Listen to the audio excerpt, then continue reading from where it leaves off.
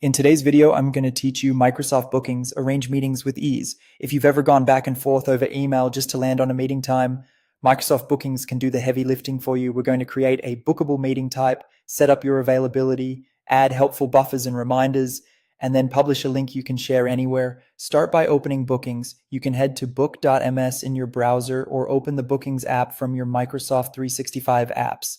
Sign in with your work or school account and you'll land on the Bookings homepage. If it's your first time, you might see a quick setup prompt. Just proceed to the main dashboard.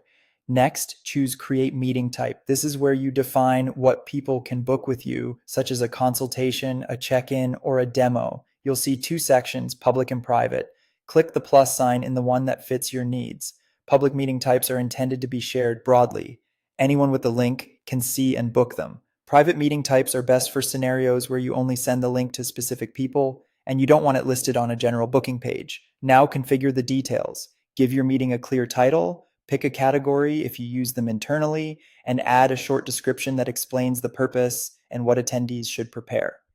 Set the duration so people know exactly how much time to reserve. For location, choose a physical place if you're meeting in person, or select an online option like a Teams meeting. Turning on Teams will automatically generate a meeting link in the confirmation and calendar invite, which saves time and avoids confusion. Move on to availability. Set your working hours and the days you're open for this meeting type.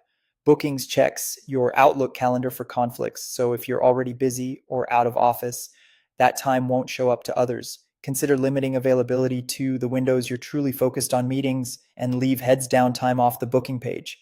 Open the advanced options to fine-tune the experience. Add buffer time before or after meetings so you're not booked back to back. Set a minimum notice period to prevent last-minute bookings, and configure email reminders so both you and your attendees get helpful nudges. These small settings make a big difference in reducing no-shows and protecting your schedule. When everything looks good, save your changes.